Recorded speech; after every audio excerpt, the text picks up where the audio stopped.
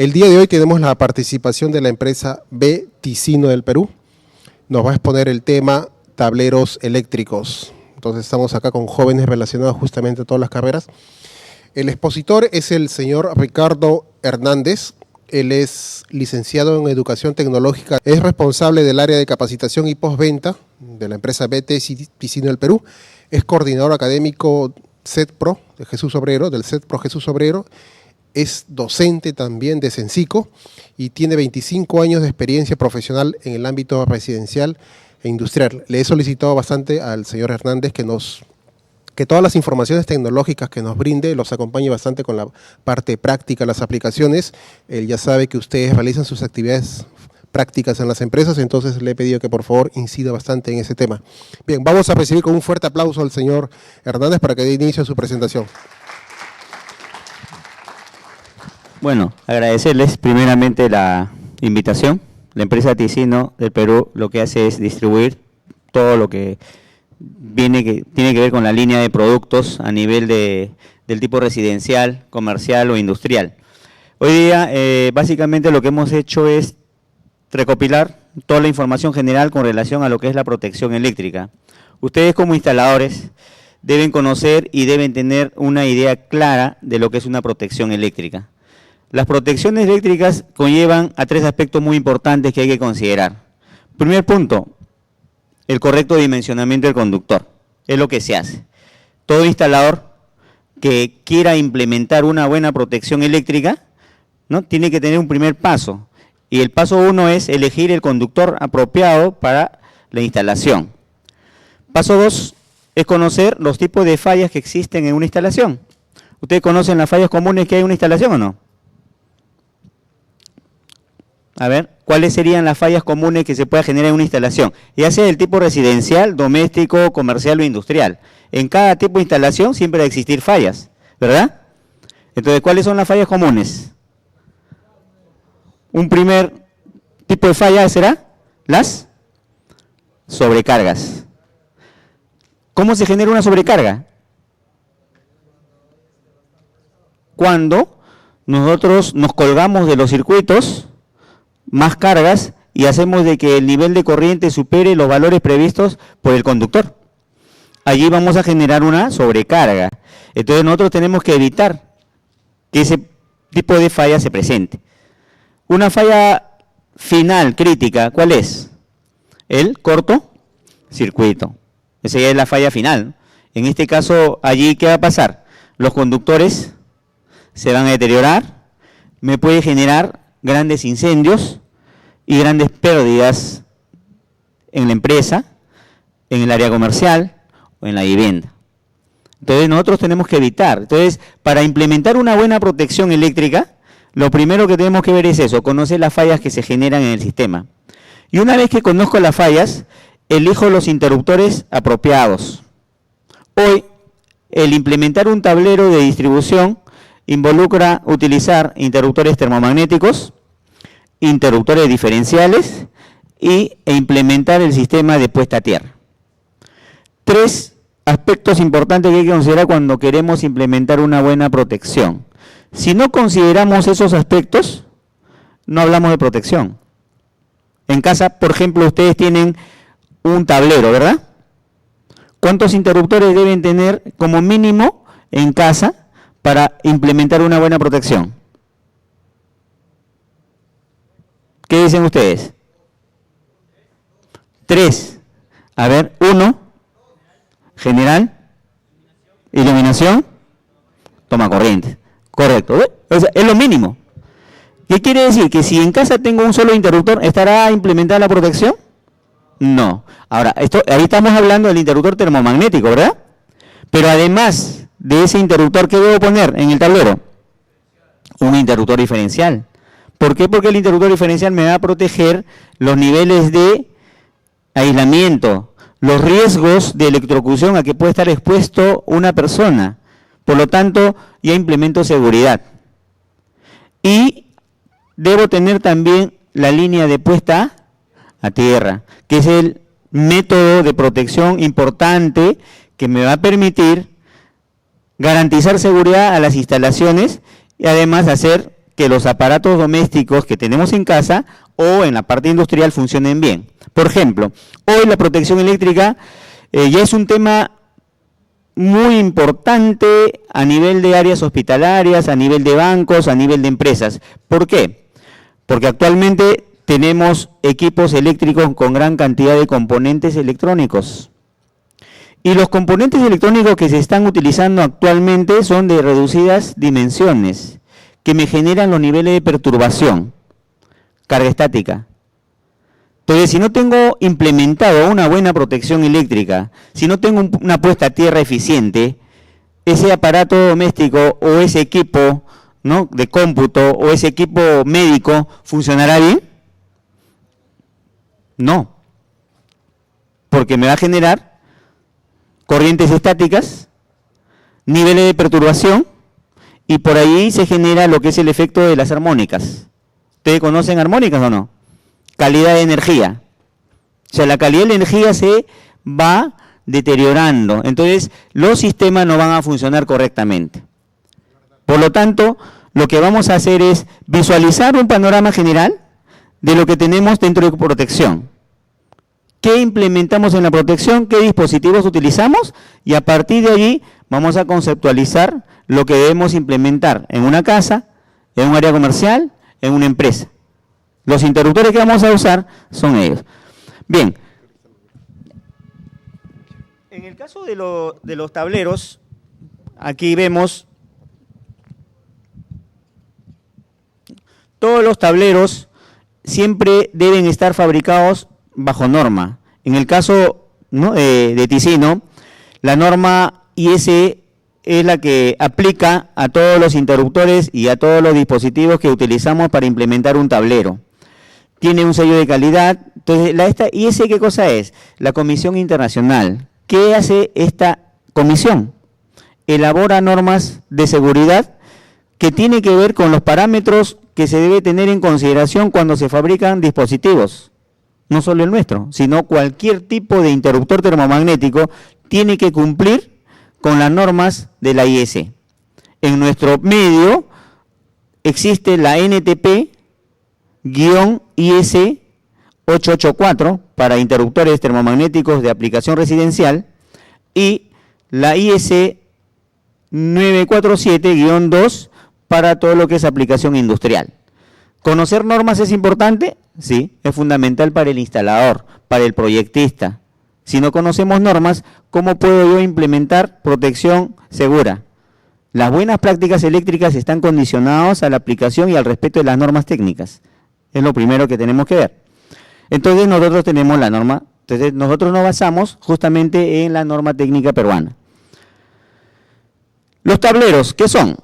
Equipos que permiten distribuir la energía eléctrica a cada uno de los puntos de consumo. Hablábamos al inicio que en una casa, por ejemplo, tenemos los circuitos típicos, alumbrado, tomacorrientes, pero allí puedo agregarle también cargas especiales, ¿verdad? Un calentador de agua, una electrobomba.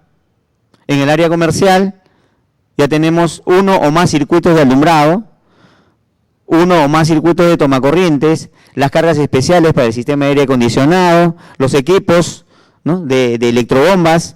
Es todo un sistema completo. En la parte industrial, cada máquina debería tener su propia protección. Entonces se dimensiona en función a eso. Entonces, ¿qué hace un tablero? Distribuir energía eléctrica a cada uno de los puntos de consumo.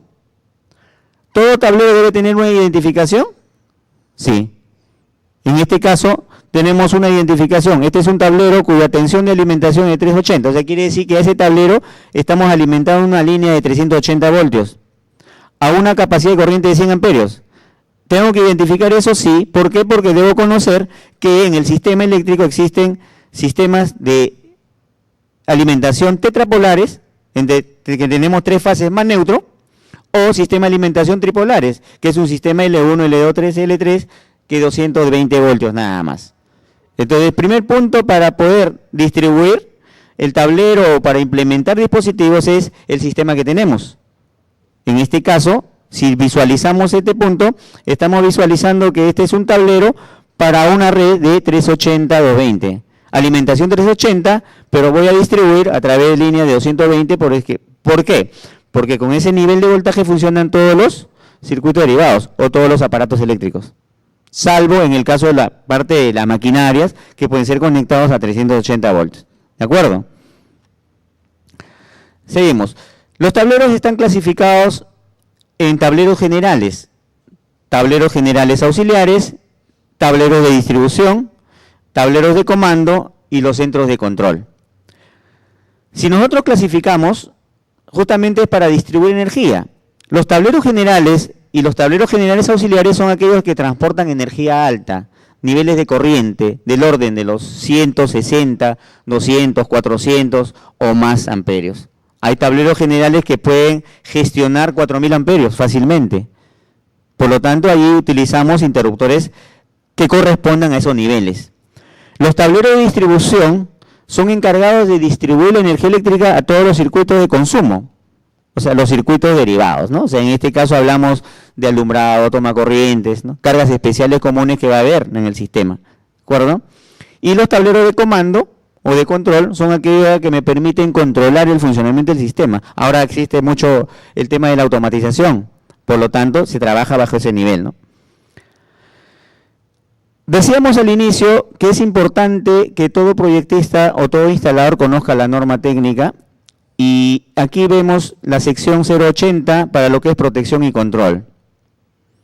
El primer paso es corresponder a la parte de la protección de los circuitos contra sobrecargas y cortocircuitos. Dispositivos que me permiten abrir automáticamente un circuito en caso de que se generen corrientes anómalas, o sea, corrientes peligrosas al conductor, presenten temperaturas, ¿no?, que generen riesgo a los conductores y a los aparatos. Por lo tanto, el primer punto de la sección 080 es la implementación de un interruptor termomagnético, porque me va a proteger los niveles de sobrecarga y los niveles de cortocircuito. Basándonos en esta norma, ¿no?, hablamos de estos niveles de falla. Hablábamos al inicio, ¿qué es una sobrecarga? Es un nivel de corriente que se va a generar en el sistema.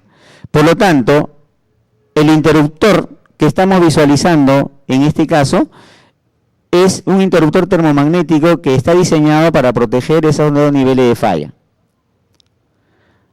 ¿A quién protegemos con el interruptor termomagnético? Al conductor. Ustedes deben tener claro esa idea.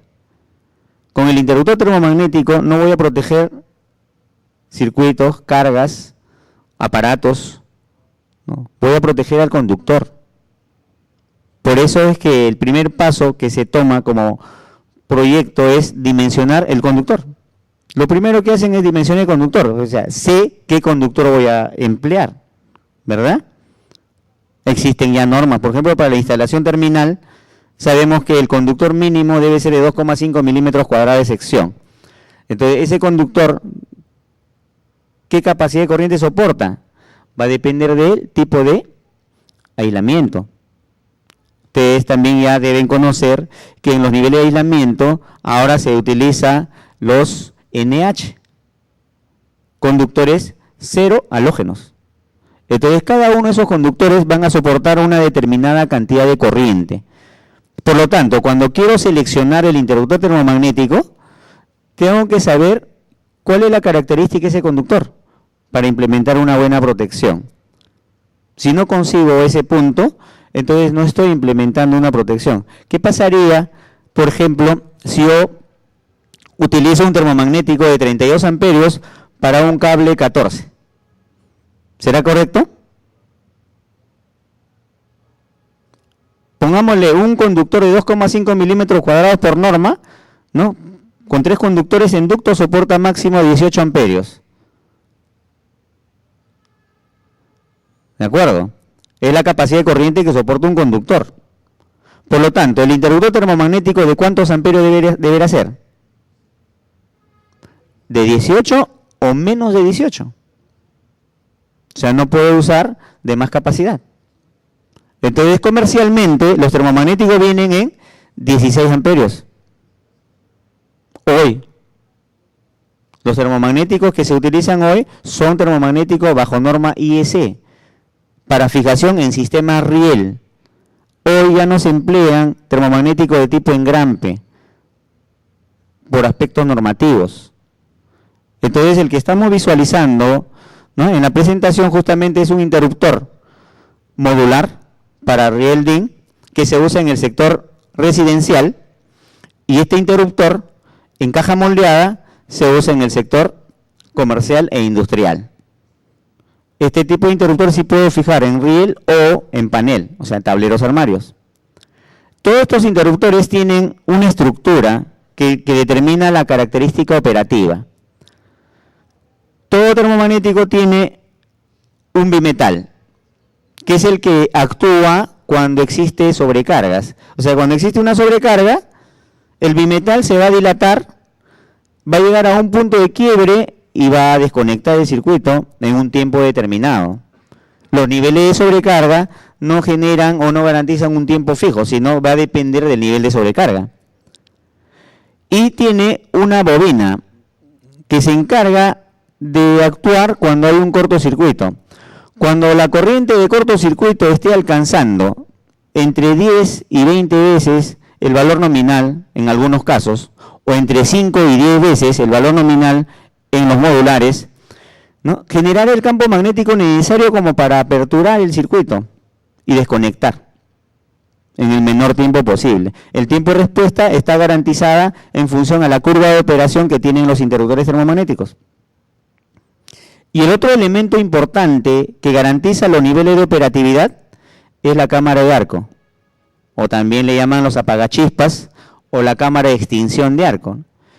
¿Qué hace este dispositivo o este componente en la estructura interna? Hace que los arcos generados en el interior se extingan rápidamente, no genere los famosos fogonazos que se presentan cuando hay un cortocircuito. Un nivel de cámara de corte con un buen material es garantía de operatividad. Un interruptor termomagnético de calidad tiene que tener una cámara de corte de un metal que puede ser zinc aluminio, titanio, o podemos garantizar un termomagnético de mala calidad cuando las cámaras de corte son de otras calidades. Aquí ven el ejemplo práctico. Un termomagnético fabricado bajo norma técnica debe cumplir con estas características. Debe tener un alambre de cobre esmaltado de doble capa que soporta los 140 grados mínimo de temperatura. Debe tener una cámara de corte fabricado con una cantidad de celdas suficientes en una aleación sin aluminio, mientras que otros termomagnéticos que encontramos en el mercado son hechos así, ¿no? Cámara de corte con fierro cobreado y revestimiento de cartón. Entonces, ¿me garantizará altos niveles de operatividad? No. 2, 3 cortocircuitos, ya no existe termomagnético. Entonces, ¿qué tiene que hacer el propietario de la casa o el encargado, ¿no?, el del área comercial o de la empresa? Se quemó el termomagnético, va a tener que comprar otro. O sea, la inversión es para un tiempo mínimo.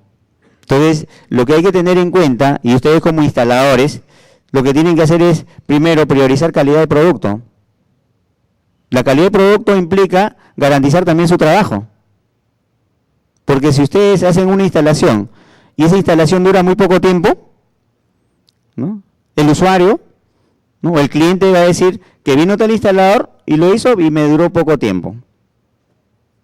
No va a decir que el producto es de mala calidad, ¿no? Simplemente es el instalador. El instalador es el que debe tener los criterios técnicos suficientes como para garantizar seguridad a la instalación. O sea, las buenas prácticas eléctricas están condicionadas a eso.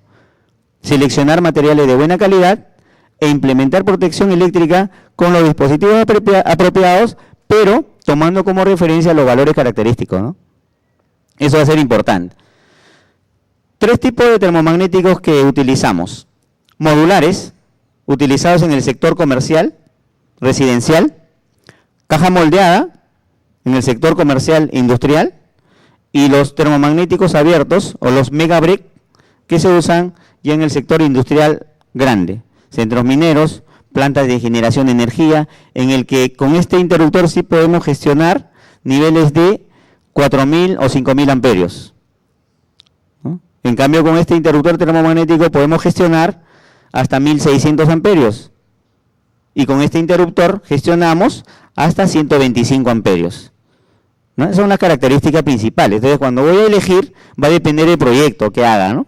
Si voy a implementar un proyecto a nivel comercial, ya combino caja moldeada más modular. Si es netamente industrial, en los tableros generales tenemos los megabreak y lo de caja moldeada, si gestiono niveles de corriente altos, ¿no? Si gestiono corriente del orden de los 400, 800 amperios, ¿no? Fácilmente utilizo los interruptores en caja moldeada. ¿De acuerdo? Todos estos termomagnéticos se fabrican bajo esta norma. La NTP-IS 60898 es para los interruptores modulares. La 60947 es para los interruptores en caja moldeada. ¿Qué me indica esta norma? Parámetros que debe tener un interruptor. ¿Cuáles son los parámetros que se debe considerar en un interruptor termomagnético? 1 es la tensión nominal. 2, la corriente nominal. 3, capacidad de corte o poder de ruptura. En este caso, bajo normas 698, me dice que estos interruptores pueden trabajar hasta 400 voltios, máximo 440. Capacidad de corriente hasta 125, esos son los parámetros que se deben considerar para la fabricación del producto. Y el poder de ruptura no debe superar los 25 kiloamperios. En este caso, de acuerdo al sector, de acuerdo al tipo de trabajo que hacemos, generalmente en el sector residencial se maneja niveles de 10 kiloamperios promedio, 6 o 10 kiloamperios, son los que se manejan principalmente, ¿no? En cambio, cuando hablamos de los interruptores en caja moldeada, entonces ahí hablamos ya de un interruptor que viene para niveles de corriente mayores y además voltajes mayores. Aquí trabajamos y los productos vienen para tensiones hasta 690 voltios, para corriente directa no mayor a 1500 voltios en DC, generalmente se trabaja a 220 voltios, y se usa pues en el sector industrial o comercial grande. Este interruptor admite poderes de corte mucho más altos. Pueden llegar a poderes de corte de hasta 100 kiloamperios. O sea, dependerá del tipo de proyecto que implemente, ¿no? En este caso, eso va a ser importante a la hora de seleccionar. El proyectista o el tablerista industrial tiene que diseñar el interruptor con criterio. El poder de corte es un parámetro muy importante para su diseño. Si no elige y si no diseña correctamente el poder de ruptura de los interruptores, un sistema puede colapsar. Por el tema de las descargas atmosféricas, por el tema de las corrientes transitorias que se generan mucho hoy por hoy, ¿no? Ya hemos dicho al inicio de que en los sistemas eléctricos hoy la protección ya es fundamental, debido a que, por ejemplo, en iluminación se usan mucho los balastros electrónicos. En casa o en el área comercial usan mucho los ahorradores. Tenemos computadoras, tenemos lavadoras. Entonces, ¿de qué está compuesto todos esos artefactos? De pequeños semiconductores que generan, como les comentaba, corrientes transitorias que van a ocasionar niveles de perturbación. Por eso es importante distribuir e implementar correctamente un circuito. Entonces, un tablerista industrial tiene que estar especializado. Tiene que conocer las bondades y las características del interruptor que va a utilizar, del interruptor que va a distribuir. ¿De acuerdo? Entonces, aquí tenemos ya la parte del sistema, ¿no? Criterio de selección. ¿Cómo selecciono el interruptor? Tomando como referencia pues este dato, ¿no? Aquí la corriente vista por el interruptor está en relación a la corriente nominal. O sea, ¿cuánta corriente está pasando? ¿En un circuito pasará la corriente nominal? No. Circula la corriente que le exige la carga, nada más. A eso se llama corriente de servicio o corriente real, ¿no? ¿Qué puede ser? Si es más del nominal, es sobrecarga. Si es menos, está trabajando de forma correcta. Es lo que tenemos que considerar. Otro aspecto importante que garantiza operatividad de los interruptores es la curva de operación. Los interruptores termomagnéticos de la norma IS, la 60884, garantiza un 15% más de sobrecarga en condiciones nominales por un tiempo no mayor a 1 hora. Sobre ese nivel, podemos ya definir de que el bimetal va a comenzar a dilatarse para aperturar en un tiempo determinado, dependiendo de la magnitud de la sobrecarga. Entonces, este parámetro, o este umbral térmico, es referencial e importante considerarlas, pero no me define un tiempo exacto. En cambio, el umbral magnético sí tiene que definirme un tiempo exacto. Ahí hablamos de los límites inferiores y superiores de la intervención de la bobina. En este caso, cuando vemos este cuadro, estamos observando que el interruptor termomagnético necesita detectar una corriente de corto de entre 5 y 10 veces el valor nominal. Ejemplo, un termomagnético de 20 amperios. Hay un cortocircuito. ¿Qué necesita para que active? Detectar una corriente de 10 veces 20. O sea, apenas alcance 200 amperios, el termomagnético habrá respondido. ¿Y en qué tiempo debe responder? En 1 centésima de segundo. Esa es la característica. Cuando ustedes compran un interruptor termomagnético, viene una letra C o una letra D. Esa letra indica curva de operación. O sea, es una característica del interruptor. ¿De acuerdo? Entonces, comercialmente existen curvas B, C y D. En nuestro medio usamos 2, C y D, principalmente. Ustedes cuando compran un termomagnético, ¿no? El ferretero o el distribuidor les vende el tipo C. Así. No hay necesidad que tú todavía le digas, ¿sabes que quiero el tipo de curva? Nada. O sea, es el más comercial, ¿no? ¿Cuándo se aplica, por ejemplo, el tipo B? En circuitos especiales. Equipos altamente sofisticados, equipos electrónicos altamente sofisticados, ahí se recomienda. Pero en nuestro medio no es común usar. Si ustedes van al nivel ferretero o a un distribuidor, no van a encontrar el tipo C, salvo pedidos especiales de los proyectistas. Hay proyectos, por ejemplo, la tendencia, hay empresas americanas que trabajan a este nivel, sobre todo a nivel comercial e industrial. Ellos piden mucho el tipo C y el tipo B. ¿Por qué? Porque con eso garantizan alto nivel de operatividad. Beneficios en función a lo que es seguridad eléctrica, ¿no? El tipo C es el que se usa comúnmente. Y el tipo D, ¿dónde lo uso? Para máquinas con grandes corrientes de arranque. ¿Esto qué quiere decir? Que si uno implementa en el sector comercial o en el sector industrial y voy a conectar un motor de gran potencia, por ejemplo 5,5 HP, ¿qué tipo de curva debo usar? B. ¿Usarán el C? Sí pueden usar. El problema es que rápidamente se va a quemar. No me dura mucho tiempo. 3, 4 meses y el termomagnético se malogró. Simplemente por el tema de curva de operación. ¿Se dan cuenta? Entonces eso va a ser importante a la hora de elegir. Entonces ustedes tomen en cuenta esos criterios, ¿no? Los termomagnéticos regulables, o sea, los de caja moldeada, tienen esta característica. También tienen su zona, ¿no?, de activación térmica, su zona de activación térmica en caliente y su zona de activación magnética. El umbral magnético, en el caso de los termomagnéticos regulables, van también a 10 veces. El umbral magnético es fijo. El que se regula es el umbral térmico. Los criterios de selección que tenemos que tener en cuenta está relacionado a esta característica, ¿no? La sobrecarga es una intensidad, o es una sobreintensidad que va a circular, ¿no?, ante una falla.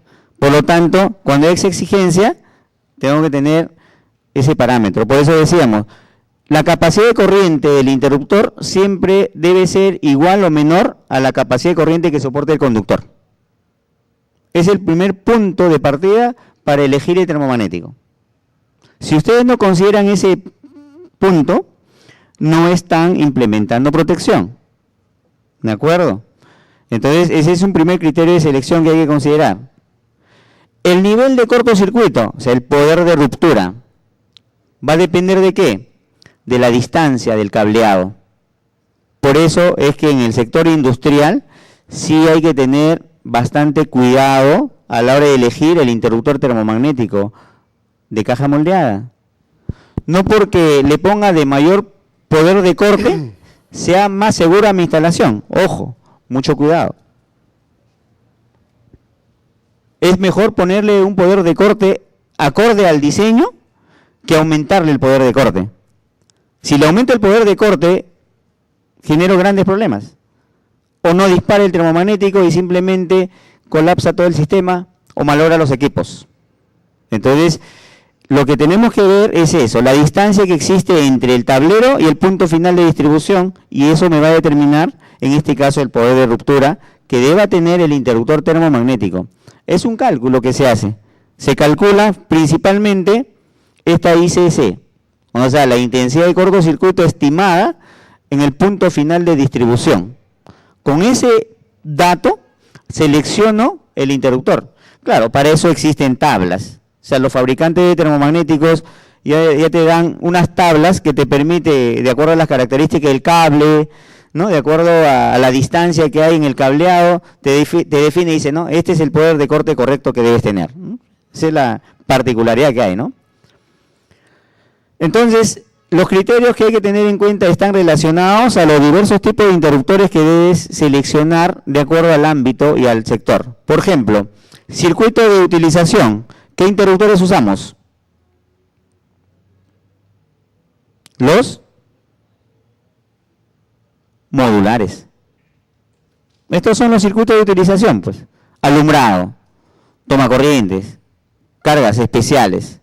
Comúnmente hay, ¿no? Entonces, ¿qué usamos? Estos interruptores. Estos interruptores vienen en sistemas unipolares cuando tengo sistema fase neutro. Ustedes, por ejemplo, aquí, ¿trabajan con fase neutro o sistema de fases nada más? Fase, ¿no? ¿Por qué? Porque en Lima generalmente el sistema de trabajo es así. 3 fases, L1, L2, L3, 220 voltios, ¿sí o no? Pero en el sector industrial, en el sector comercial, sin irnos muy lejos nada más, Megaplaza, Totu, Saga, todas las empresas tienen su propia subestación. Esos grandes centros comerciales lo que hacen es comprar energía en media tensión. Ponen su subestación y sacan un sistema de 380 o 20. Por lo tanto, cuando alimentan el circuito de iluminación, ¿qué hacen? Alimentan con fase neutro. ¿Y qué utilizan en el termomagnético? Un interruptor unipolar. Este termomagnético que estamos viendo ahí, unipolar, de uno solo, este de acá. ¿Por qué? Porque se protege solo la fase.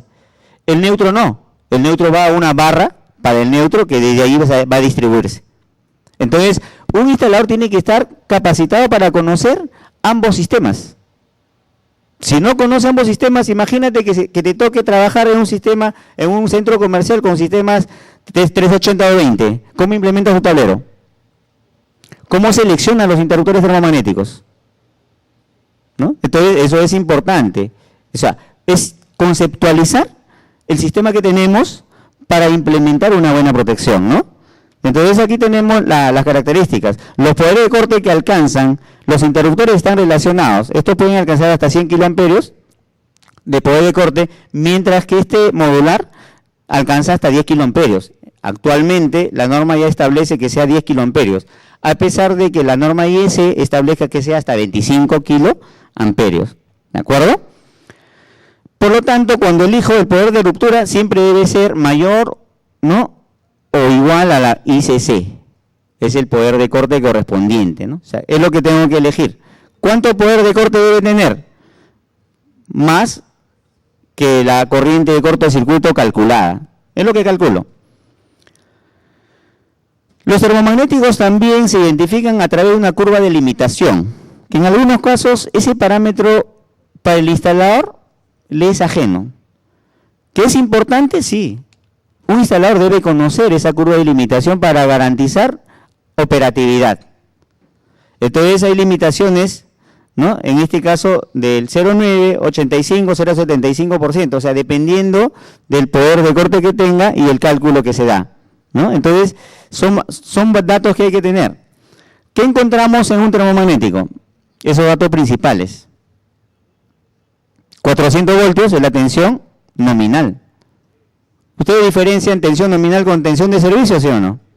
¿No es cierto? ¿Qué es tensión nominal para ustedes? ¿Y cuál es la diferencia con la tensión de servicio? ¿Qué es la tensión de servicio? ¿Mm? ¿Qué me dicen? ¿Y qué es la tensión nominal?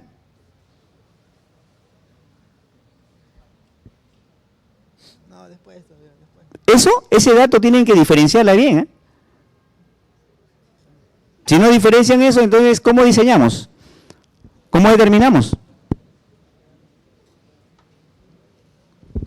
Entonces, miren, en todo artefacto electrodoméstico, todos los artefactos, si ustedes van a casa y ven su televisor, su equipo de sonido, su refrigeradora, o en la parte industrial ven los motores, ¿viene con un dato o no? Es la tensión nominal, es la tensión para la cual está diseñado un producto.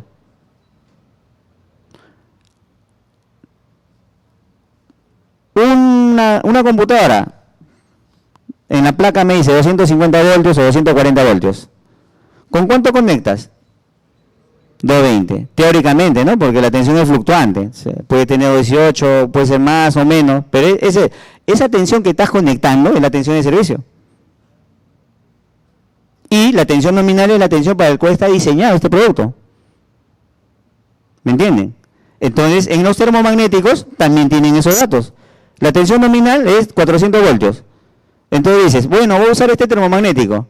En la planta industrial tengo una red de 110. ¿Puedo usar o no? Claro, normal.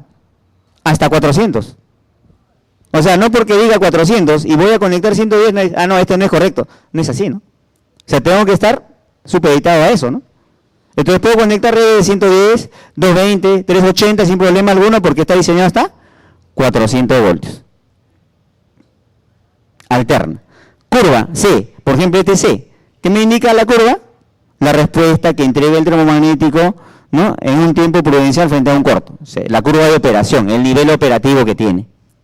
20 amperios. Es la corriente nominal. Así como hay tensión nominal y corriente nominal. ¿De cuántos amperios es? 20 amperios. Puede ser 32, puede ser 40. O sea, dependerá de qué. ¿De qué depende esos amperios? Ya hemos mencionado, ojo. ¿De qué depende? Pásate, muchacho, ¿qué pasó? ¿Están con sueño? ¿De qué depende esos amperios? Del conductor. Del conductor. Es lo primero que tienen que hacer. O sea, ¿de cuántos amperios voy a comprar mi termomagnético? Pues lo primero que voy a hacer es ya el conductor. ¿Qué conductor estoy empleando? O sea, si no considero eso, entonces no protejo. O sea, no hay una buena protección. Y finalmente viene el poder de corte, 6.000 amperios. En este caso, este producto está diseñado para 6.000 amperios. El poder de corte de 6 kiloamperios. Hay poderes de 10 kiloamperios también. Entonces tenemos que ver eso, ¿no? En el de caja moldeada tenemos esta variante. Estos son parámetros. Tensión nominal 690 voltios. Ahora, para cada tensión de servicio, como ven ustedes acá, tiene un poder de corte distinto. Tensión nominal para 230, 100 kiloamperios. Para 600 voltios, 35 kiloamperios. ¿Por qué? Porque en los centros mineros, en las plantas, en las grandes empresas hay voltaje de 440, 660. Entonces, para cada voltaje, el poder de ruptura va a ser distinto. Luego vienen los parámetros de la intensidad de cortocircuito o la intensidad de corte en servicio que me define, ¿no? Después viene la tensión nominal. Todos los productos vienen con una tensión de aislamiento, o sea, que es el que está diseñado, ¿no?, a un determinado nivel para determinar el nivel de rigidez dieléctrica que tiene el aislante o la estructura del interruptor, para garantizar de que en un arco ese aislante no se perfore. La tensión de choque es la tensión de impulso, que es otro dato que hay que conocer en el termomagnético y viene rotulado en el termomagnético. Estos datos vienen fundamentalmente en los interruptores en caja moldeada. En los modulares no vienen esos datos. La corriente asignada también es otro dato que hay que tener como referencia. Y esto está todo relacionado a la norma, ¿no? La 60947-2, cuya temperatura de trabajo a condiciones nominales debe ser de 40 grados centígrados.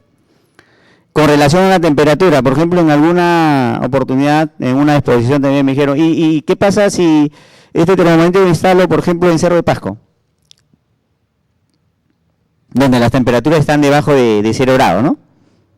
¿Cuáles son las condiciones nominales? Aquí tenemos el cuadro, ¿no? Con relación a la corriente nominal, las temperaturas de trabajo están relacionadas a eso. Lógicamente, como hay mejor disipación de temperatura, entonces menos temperatura puede soportar más niveles de corriente, a un cierto porcentaje. Uno se basa en el cuadro y define, bueno, en esta zona los niveles de corriente variables nominales pueden llegar hasta este límite. Lógicamente, si la temperatura excede, puede trabajar hasta 70 grados y los niveles de corriente también van a disminuir. Entonces, es lo que hay que considerar también, ¿no? ¿Dónde instalo, ¿no? Y a qué temperatura va a trabajar. ¿Por qué? Porque, por ejemplo, cuando hablamos de un tablero, tengo que ver dónde lo usamos, ¿no? ¿Dónde lo ponemos? Por ejemplo, un sótano. ¿Habrá una buena disipación de temperatura? No, y hay casos en el que todavía tenemos que ponerle una ventilación forzada para disipar temperatura de esos tableros. Entonces, ya tengo que ver esas características para el diseño, ¿no? O sea, entonces, ese es un punto que hay que considerar. El orden de selectividad es importante. Ordenar. Termomagnéticos aguas arriba versus aguas abajo. Curvas, ya hemos visto, todos los parámetros que tenemos. Curvas, corrientes nominales. Sobre todo, tiene que ver esos dos. Curva de operación, corriente nominal y poder de corte. Eso está en la selectividad. ¿Por qué? Porque la buena selectividad me va a permitir determinar una continuidad de servicio eficiente. O sea, que el sistema no desconecte. O sea, si un circuito falla, no tiene por qué desconectar el principal. ¿Qué pasa en una planta industrial si un circuito falló? O sea, una máquina, por ejemplo, industrial falló y se apaga el principal para toda la producción. ¿Y eso será correcto? ¿No? Entonces, imagínate el empresario. ¿Qué hace con el electricista? Imagínense, ¿no? O sea, eso es. O sea, lo que tienes que tener en cuenta es eso, ¿no? Esos criterios de selección. Por eso es que es importante analizar y implementar, ¿no?, el termomagnético correctamente, ¿no? El orden de selectividad está en el que si falla uno, desactiva el otro. Así nada más, rápido. Luego tenemos ya la otra etapa de protección, ¿no? O sea, termomagnético solito, ¿estará correcto? No. Ahora tenemos que agregarle el diferencial. El diferencial protege riesgos eléctricos. Contactos directos, ¿no?, como vemos allí. Contactos directos de distinta índole. ¿Uno va a estar expuesto a esto? Circunstancialmente sí. Cuando estamos mal aislados, cuando los conductores en algún caso no están correctamente dimensionados, y todo esto, ¿no? Entonces el riesgo eléctrico se genera entre una fase y tierra, un diferencial. Cuando es 0 voltios no pasa nada, pero cuando el nivel de voltaje llega a 220 voltios, ¿qué puede suceder? Una descarga. Esa descarga puede ser mortal, claro. Entonces nosotros tenemos que evitar eso. La norma que te dice que una persona puede soportar un nivel de corriente de 25 miliamperios, ¿no?, en un tiempo no mayor a 50 milisegundos. Es lo que te dice, ¿no? pero eso no te garantiza de que no sufras fibrilación, paro cardíaco. Si eres muy sensible, la descarga es fuerte. Entonces tienes que tener bastante cuidado allí. Entonces por eso es que ahora tenemos que ver, ¿no?, esos aspectos. Una descarga, sea mínima, pierde siempre control, produce fibrilación, ¿no? Puede generar tetanización, claro. Las quemaduras internas son más peligrosas todavía. Entonces hay que evitar. Ese riesgo eléctrico está en relación a esta corriente, ¿no? ¿Cuánta corriente va a circular? El choque eléctrico está condicionado por tres aspectos. Uno, ¿cuánta corriente va a pasar a través de mí? ¿Cuánto tiempo va a durar ese contacto? ¿Y qué resistencia tengo? La resistencia del ser humano está en un promedio de 1500 ohmios, tomando como referencia la resistencia más el cierre, o sea, el contacto entre tierra y fase. 1500 ohmios promedio, ¿no? Pero eso va a variar de acuerdo al estado emocional, ¿no? De acuerdo también al estado en que se encuentre la persona. Por ejemplo, si está con un poco de alcohol, fatal, ¿no? La resistencia disminuye. O sea, el riesgo es mayor. ¿Se dan cuenta? O sea, que tengan mucho cuidado cuando, ¿no?, se diviertan y dicen, no, yo soy electricista, son muy valientes. Ojo, mucho cuidado. Muy bien. Entonces, sobre esa base vemos todos los niveles, ¿no?, los riesgos. El diferencial es muy importante. No sé si tienen alguna inquietud hasta allí para luego ya pasar a otro punto. A ver, jóvenes, ¿alguna pregunta? Al final ya de la exposición. Sí. ¿Cuántos minutos le falta más o menos, señor Hernández? Será un promedio de 20 minutos. 20, porque 20. tenemos 10 minutos máximo. 10 minutos. Sí, Ya acá está. hay una Lo pregunta de un joven. corremos. Sí, dígame. Según la norma, ¿cuánta resistencia le puede dar un pozo a tierra? O sea, para que sea más seguro una vivienda o una industria. La norma técnica peruana te permite hasta 25 ohmios para probar. Pero cuando te piden una puesta a tierra, depende del sistema. Por ejemplo, para equipos de cómputo te piden menos de 5 ohmios. Para equipos médicos te piden menos de 2 ohmios.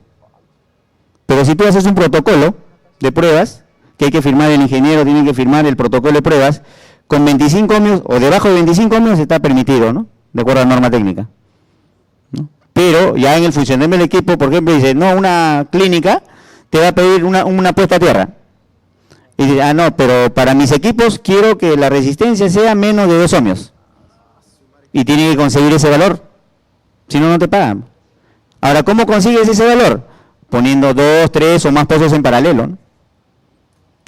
Puede hacer pozos horizontales, verticales, eso ya dependerá de los criterios y el espacio que tengas, ¿no?, en el área donde vas a implementar ese sistema, ¿no? ¿De acuerdo? Bueno, los niveles de protección que tenemos son diversos. Aquí tenemos las cubiertas, los repartidores que usamos en la parte de la distribución. Ustedes, por ejemplo, cuando van a distribuyen con bornera, ¿sí o no? Hay repartidores, peines. Se usan también transformadores de aislamiento. O sea, todo lo que tengo que garantizar para aislar correctamente la energía para el usuario, ¿no? Relación 1-1. Claro, un transformador de aislamiento no lo puedes usar, ¿no? En casa, típicamente no. Empleo de tensiones extra bajas, o sea, transformadores de aislamiento, que te permiten garantizar más seguridad en las instalaciones. Empleo de doble aislamiento, tanto en enchufes como en equipos. Todo lo que corresponde al terminal en clase 2. Diferencial es sinónimo de seguridad, ¿ya? Con eso estás evitando que una persona se electrocute.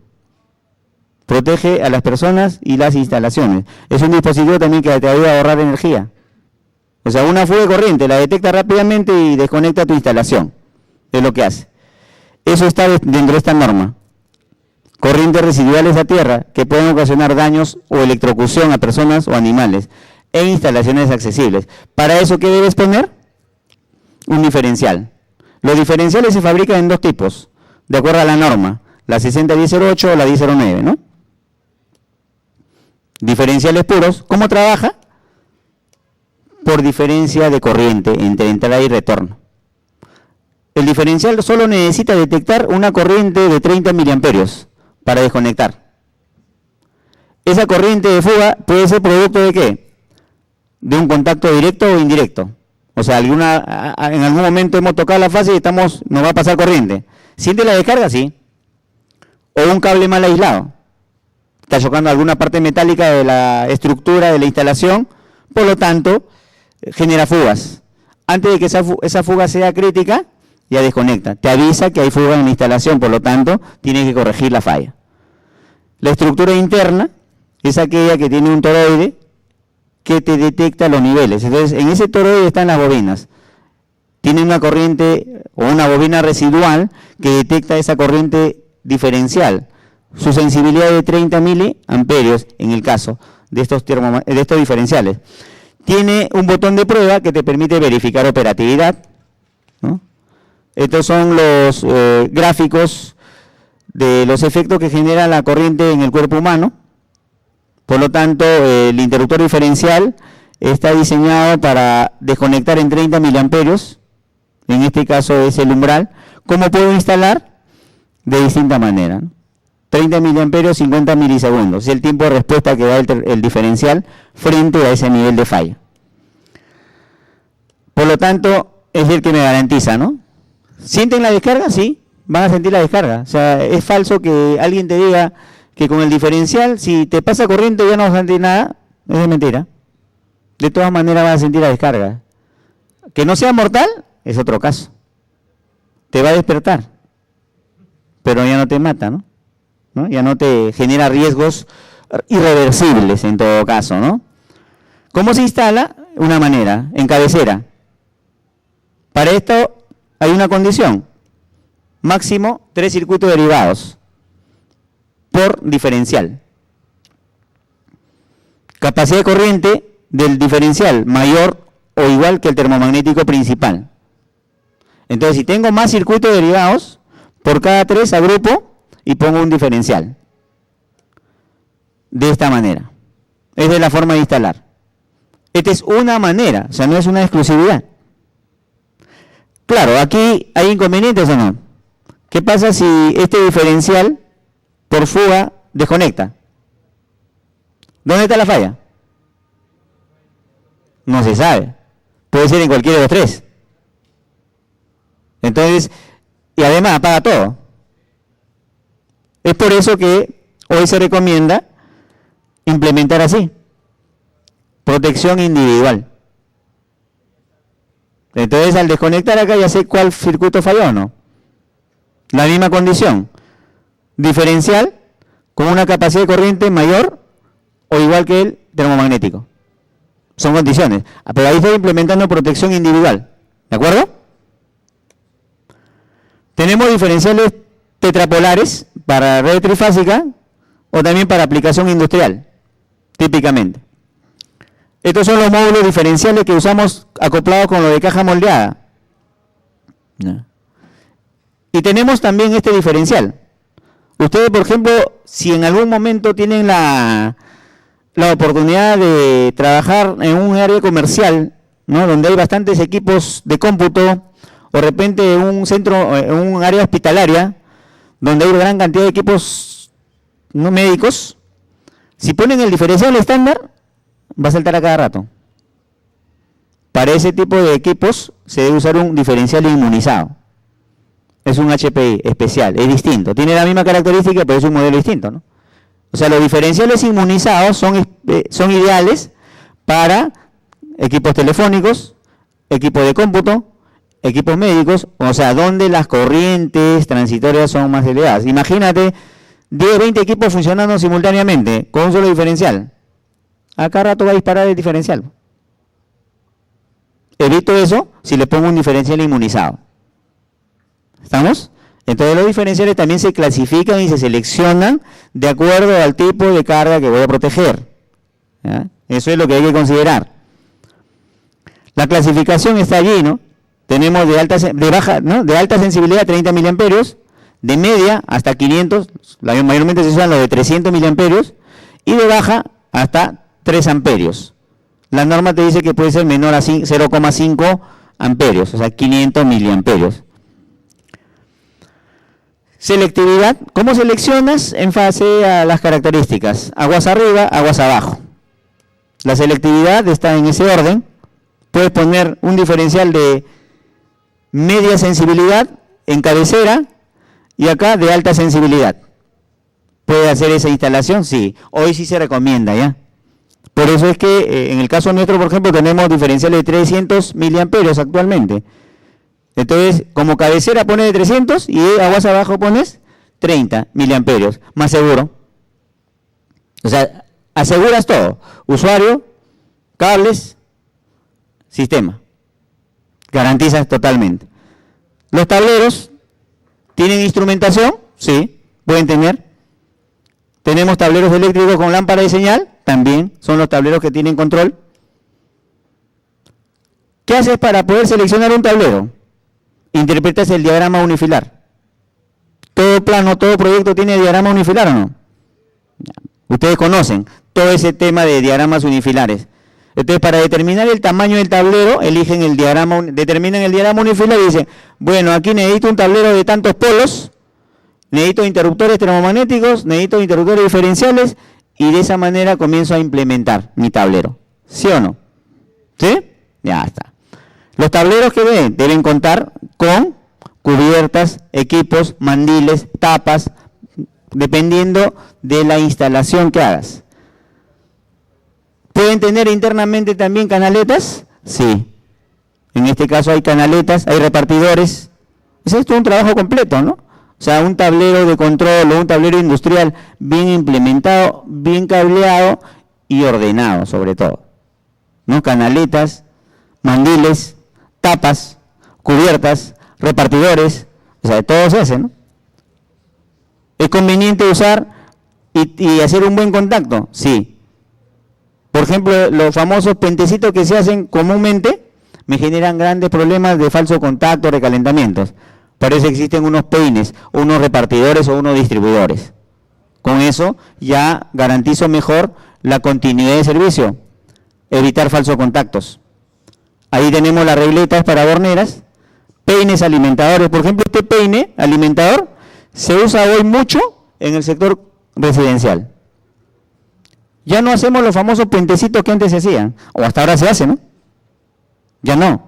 Este peine simplemente me permite aflojar los bornes, insertarlas, ajustarlas bien y listo, ya está cableado. Ya está distribuido.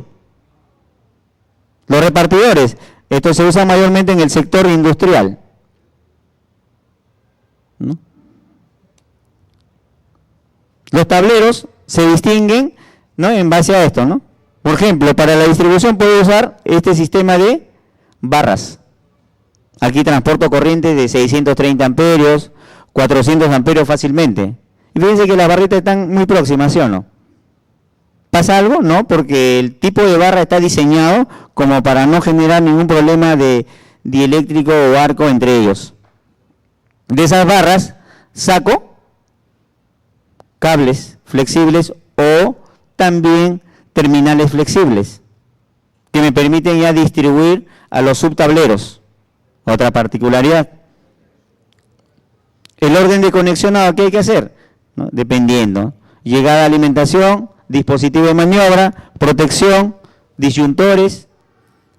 Los tableros deben tener una cantidad determinada dependiendo de los niveles de corto, circuito y los niveles de corriente que va a transportar. Por ejemplo, un tablerito, mira cómo está distribuido, ¿eh? Bien ordenado, ¿no? Con una regleta de conexión. Tenemos dispositivo de protección y mando. Tenemos las canaletas ranuradas que me permiten hacer una mejor distribución y un mejor nivel de aislamiento al sistema, ¿no? Las exigencias que tienen que tener. Por ejemplo, un tablero se selecciona de acuerdo al interruptor principal, si hablamos de un tablero industrial. O sea, en el sector industrial dices, necesito un tablero para un termomagnético de 250 amperios. Se debe tener este tablero. Debe tener marcadores. ¿De acuerdo? Y la distribución correspondiente. ¿Cómo debo distribuir mi tablero, no? Esas son características. Se seleccionan también de acuerdo al tipo de ambiente.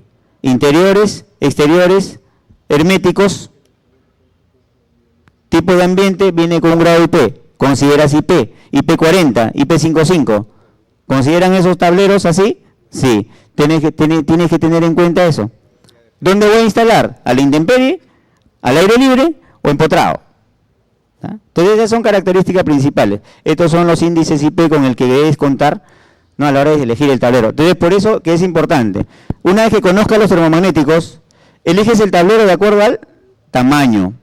El tamaño se comercializa a partir de un número de polos y el IP es importante considerar. ¿De acuerdo? Muy bien, jóvenes. Espero que la información haya sido, ¿no?, de utilidad.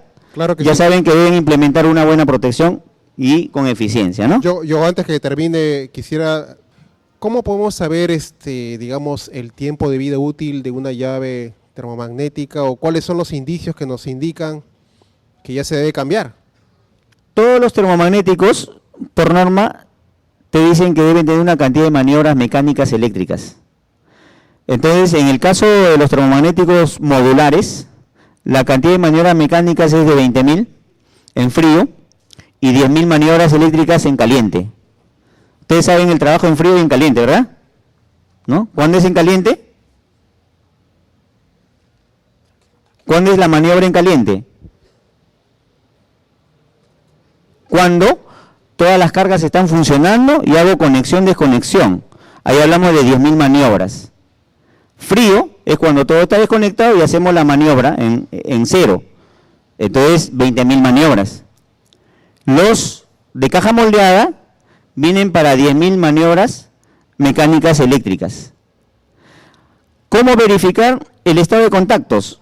Hoy los termomagnéticos que se manejan vienen en instrumentación o se hace una prueba de aislamiento con un megómetro o un ohmímetro de alta precisión para conectar entre entrada y salida, para garantizar que los contactos no están carbonizados.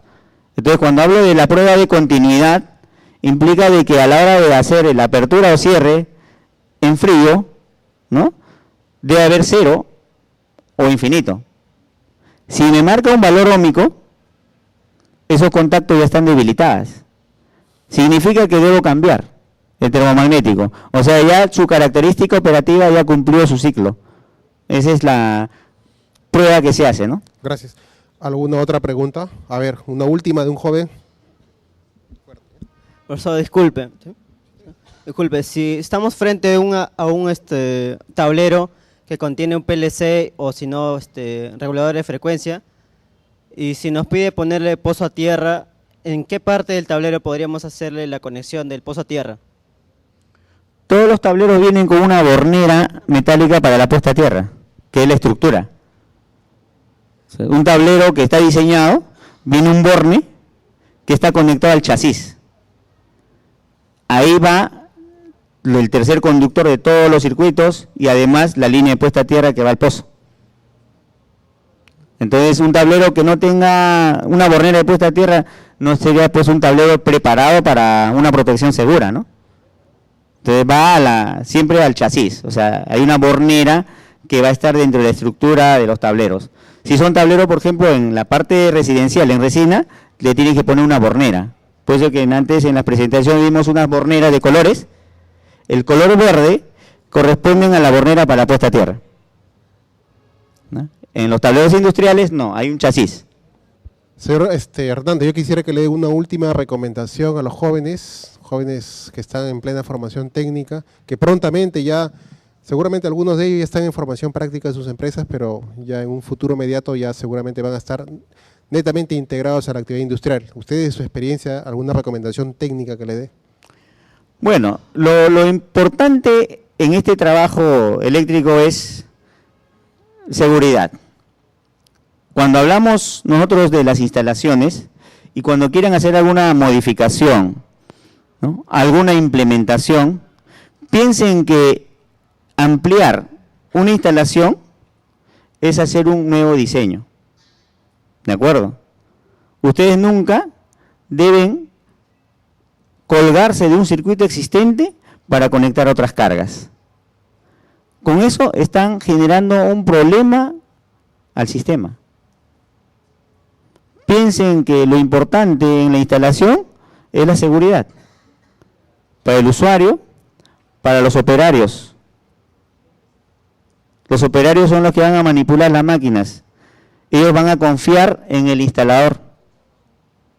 Van a confiar en el que el instalador le está garantizando seguridad para que pueda manipular esas máquinas. Entonces, ustedes cuando van a hacer van a hacer la instalación o una ampliación, primer paso, elijan bien el conductor. ¿Cómo eligen el conductor? Tomando como referencia la potencia que van a conectar, o sea, la carga que van a conectar. ¿De acuerdo? Segundo paso, elijan correctamente el interruptor termomagnético. Luego, el interruptor diferencial. No piensen de que al tener el diferencial ya no necesito la puesta a tierra. Ojo, mucho cuidado. Cada uno cumple su función. El diferencial es el medio que me permite proteger a las personas y las instalaciones frente a riesgos eléctricos y fugas. Y la puesta a tierra es el que me permite que los aparatos eléctricos funcionen mejor. Elimino. ¿La puesta a tierra qué hace? Elimina las corrientes de fuga transitorias.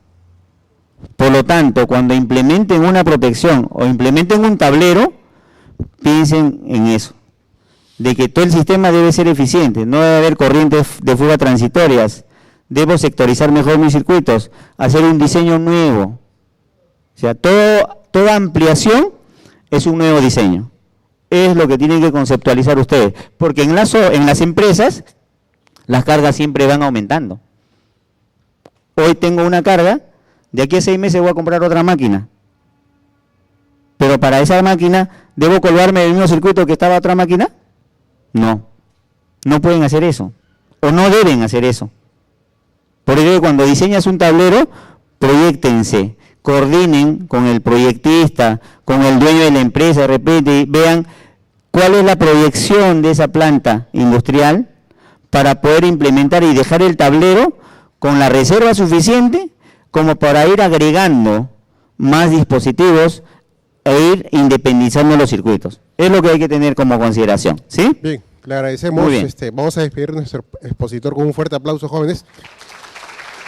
Agradecemos la participación del señor Hernández y de la empresa B Ticino del Perú. Muchas gracias. Se le agradece más bien la atención y espero que la información pues le haya sido de utilidad.